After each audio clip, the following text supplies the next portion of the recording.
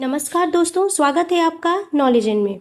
अगर आप UPPSC RO ARO की तैयारी शुरू करना चाहते हैं और ये समझ नहीं पा रहे हैं कि कौन सी किताबें पढ़ें, कौन सी खरीदें और किन किताबों पर समय बर्बाद ना करें, तो ये वीडियो आपके लिए है।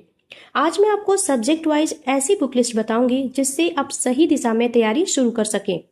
सबसे पहले एक बात आप याद रखिए कि आरओ एआरओ की तैयारी में सफलता ज्यादा किताबें खरीदने से नहीं बल्कि कम और सही किताबों को बार बार पढ़ने से मिलती है। तो इसलिए जिस भी मैं बुक्स के नाम बताऊंगी वो बहुत ही सेलेक्टेड, बहुत ही अच्छी बुक्स है। आप एक नोटबुक और पेन अपना तैयार रखें। जो भी मैं बुक लिस्ट बताऊंगी उन बुक्स के नाम आप नोट करते रहिए। अगर आपके पास है तो बहुत अच्छी बात है, अगर नहीं है तो आप उन्हें ले लीजिए या फिर आप यूट्यूब से भी पढ़ सकते हैं। ठीक है, मेरे भी चैनल पर आरओ एआरओ की जितनी भी बुक्स हैं सबकी लाइव क्लासेस चलेंगी, तो आप यहाँ इसे भी ज्वाइन कर सकते हैं। तो चलिए हम सब्जेक्ट वाइज बुक लिस्ट की शुरुआत करते हैं। सबसे पहले हम बात करते हैं इंडियन पॉलिटी की। तो इंडियन पॉलिटी यानी कि जो भारतीय राज्य व्यवस्था है उसके लिए सबसे लोकप्रिय और व्यापक रूप से इस्तेमाल की जाने वाली किताबों में से एक है एम लक्ष्मीकांत। इसको ट्रस्टेड भी माना जाता है, तो इसलिए इस किताब को ही आप ले लें और इसी से आप पढ़िए। कुछ मेन टॉपिक्स होते हैं जैसे संविधान हो गया, संसद है, राष्ट्रपति, प्रधानमंत्री, न्यायपालिका, मौलिक अधिकार और नीति निर्देशक तत्व जैसे जो महत्वपूर्ण विषय हैं उनकी तैयारी इससे बहुत अच्छी तरीके से हो जाती है, क्योंकि ये फैक्ट पे बेसिस होता है और इसमें जितने भी आर्टिकल्स वगैरह हैं आपको सारी चीज़ों को लर्न करना पड़ता है। तो एम लक्ष्मीकांत बेस्ट है, आप इधर उधर न भागे, आप इसको परचेज कर लीजिए। ठीक है, अगला है हिस्ट्री। इतिहास के लिए सबसे पहले आपको एनसीईआरटी पढ़नी होगी 6 to 12 तक। अगर आपका बेसिक से पढ़ना है, अगर आपका बेसिक मजबूत है तो आप मॉडर्न हिस्ट्री के लिए स्पेक्ट्रम ले लीजिए और उसको पढ़िए। लेकिन फिर भी मैं कहूंगी कि आप एनसीईआरटी लीजिए, क्योंकि एनसीईआरटी जो आप 6 to 12 की हिस्ट्री की जो एनसीईआरटी पढ़ेंगे उससे आपका पूरा कवर हो जाएगा एंशिएंट जो हिस्ट्री है वो, और आपका जो मिडवेल है मतलब आपका जो मध्य इतिहास जो होता है, मध्यकाल का जो इतिहास वो, और आपका प्राचीन इतिहास, ये दोनों कवर हो जाएगा। और सिर्फ मॉडर्न के लिए आप एक स्पेक्ट्रम ले लीजिए। तो इसको आप नोट करिए, इसमें आपको क्या पढ़ना है, 6 to 12 एनसीईआरटी पढ़नी है और दूसरी स्पेक्ट्रम। तो स्पेक्ट्रम को मैं रिकमेंड करूंगी कि आप ले लीजिए, और जो एनसीईआरटी है अगर आप नहीं ले सकते हैं तो ऑनलाइन पीडीएफ मिलता है, आप पीडीएफ ले लीजिए, उससे पढ़ लीजिए, या फिर यूट्यूब से भी आप पढ़ सकते हैं। ठीक है, नेक्स्ट है जियोग्राफी। जियोग्राफी के लिए भी हमें सबसे पहले एनसीईआरटी ही पढ़ना है। 6 to 12 की आप एनसीईआरटी पढ़िए और उसके बाद जो फिजिकल जियोग्राफी है उसको बेहतर तरीके से समझने के लिए आप जीएस लियोंग को पढ़ सकते हैं। भारत और उत्तर प्रदेश का जो भूगोल होता है उस पर आपको विशेष रूप से तैयारी करनी है, क्योंकि चूंकि आप यूपी से हैं और इंडिया और यूपी इन दोनों पर से ज़्यादा क्वेश्चन पूछे जाते हैं। उसके बाद हम बात करेंगे इकोनॉमी की। तो अर्थव्यवस्था की जो शुरुआत है एनसीईआरटी से करें, लेकिन मैं इसमें आपको रिकमेंड करूंगी कि आप 11th और 12th की एनसीईआरटी पढ़ें। ठीक है, उसके बाद एक बुक आती है रमेश सिंह की, तो उस बुक को आप पढ़ सकते हैं।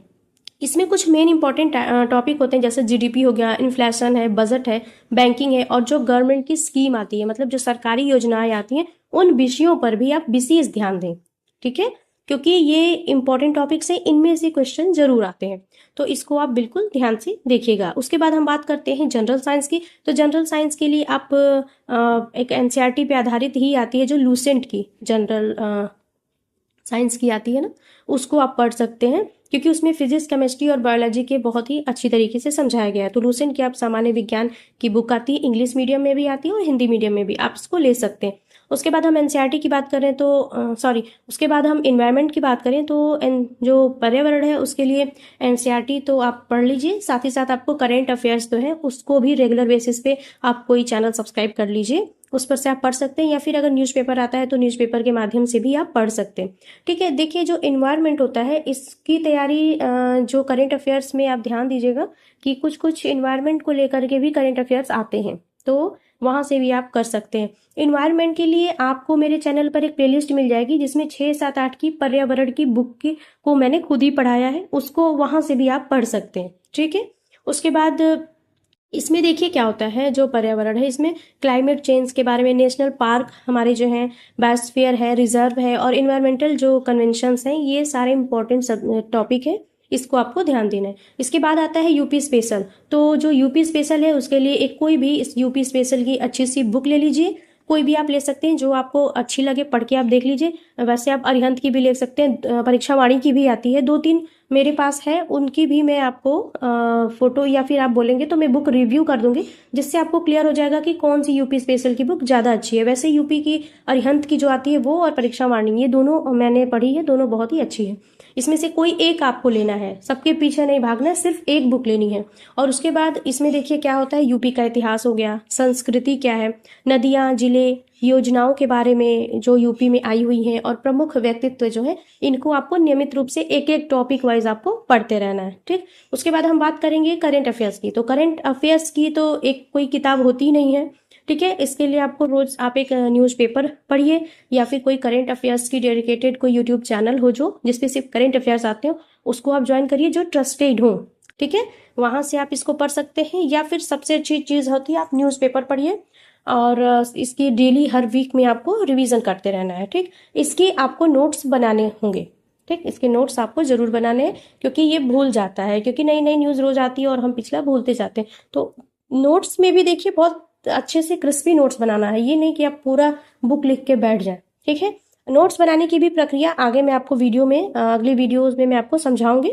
आप मेरे साथ जुड़ सकते हैं, मुझे सब्सक्राइब कर सकते हैं। तो आप मुझे कमेंट करके बता भी सकते हैं कि आपको क्या चाहिए, तो मैं उस टॉपिक पर वीडियो बना सकती हूँ। आगे हम लोग लाइव क्लासेस भी लेंगे, मैं आपको पढ़ाऊंगी जो भी सब्जेक्ट है, सारी बुक्स भी है मेरे पास, उन सभी बुक्स की स्टडी भी मैं आपको कराने वाली हूँ। तो इसलिए आप चैनल को अभी सब्सक्राइब कर लीजिए। अब देखिए हम बात करते हैं हिंदी की। तो आरो यारो में हिंदी बहुत ही ज़्यादा इंपॉर्टेंट है, हिंदी पर ही पूरा सिलेक्शन आपका है, क्योंकि हिंदी व्याकरण इसमें। लेकिन एक चीज़ और अच्छी बात है कि इसमें कोई मुश्किल से 5-6 टॉपिक ही आते हैं हिंदी के। ये मैं प्री की बात कर रही हूँ, मेंस में तो आपको निबंध लिखना हुआ और लेटर वेटर आते हैं, तो वो अलग चीज़ें हैं, उसको हम बाद में डिस्कस करेंगे। फिलहाल प्री के लिए हम बात करें तो प्री में तो बहुत ही कम आते हैं, जैसे ये मुहावरे हो गए, ठीक है। हिंदी व्याकरण आता है, पर्यायवाची है, विलोम है, मुहावरे, लोकोक्तियाँ, ये आता है। और मेंस में अपठित गद्यांश, ये सारी चीज़ें आती है। मतलब आपको निबंध लिखना होता है, उसको अच्छे से तैयार करना होता है। तो हिंदी के लिए भी निबंध की भी बुक आती है, वो सारी मैं आपको बताऊंगी। अगर आपको ज़रूरत है तो आप कमेंट करिए, मैं बता सकती हूँ। वैसे हिंदी के लिए मैं एक बेस्ट बुक आपको बता दूँ, आप इसको देखिए, PN पांडे और हरदेव बाहरी लोग सजेस्ट करते हैं, लेकिन बहुत डीप में हो जाता है। आप इसके लिए डिकोड एग्जाम का एक बुक आता है, सिर्फ वो RO के लिए ही बना हुआ है, ठीक है। उस बुक को मैं आपको दिखाऊंगी, मेरे पास अवेलेबल है, उस बुक को आप पढ़ सकते हैं। ठीक, बहुत अच्छी बुक है, मैंने खुद ही पढ़ी है।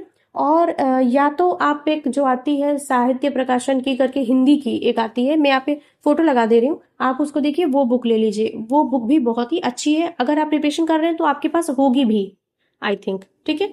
इसके बाद देखिए, ये तो हो गई बुक लिस्ट, सारे बुक आई थिंक आपको समझ में आ गई होंगी। अब मेन हमारे पास क्या होना चाहिए कि अगर मुझे पूरी तैयारी में केवल एक चीज सबसे जरूरी बतानी है, तो वो है प्रीवियस ईयर क्वेश्चंस पेपर।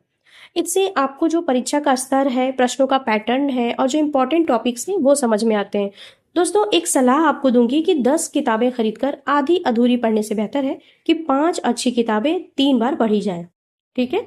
अगर आप शुरुआत कर रहे हैं तो अपने सबसे पहले आपको अपना बेस मजबूत करना है, रिवीजन आपको डेली करना है, और प्रीवियस ईयर क्वेश्चन पेपर आप जरूर हल करिए। आपको टाइम नहीं है तो आप वीक में एक बार करिए, 3 दिन में एक बार करिए। अगर आपके पास सफिशिएंट टाइम है तो आप डेली एक सॉल्व करिए, क्योंकि इससे आपको बहुत सारी चीज़ों का ज्ञान होता है, ठीक है। अगर आप यह वीडियो आपके लिए उपयोगी रही हो तो इसे अपने उन दोस्तों के साथ शेयर करिए जो RO की तैयारी शुरू कर रहे हैं।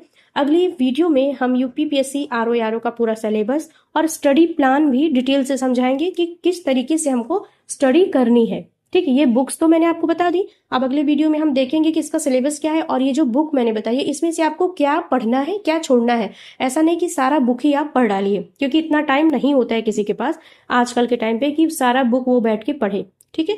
तो मिलते हैं अगले वीडियो में। एक चीज़ और बता दूं, अगर आप UPSSC पेट की भी तैयारी साथ साथ करना चाहते हैं तो भी आप मेरे साथ कर सकते हैं, क्योंकि पेट और RO ये दोनों की प्रिपरेशन एक साथ ही हो जाती है, बस थोड़ा बहुत डिफरेंस होता है। तो इसको भी मैं नेक्स्ट वीडियो में बताऊंगी कि किस तरीके से करना है। तो ठीक है, वीडियो काफ़ी लंबा हो जाएगा, इसलिए अभी हम मिलते हैं नेक्स्ट वीडियो में। तब तक के लिए बाय, टेक केयर।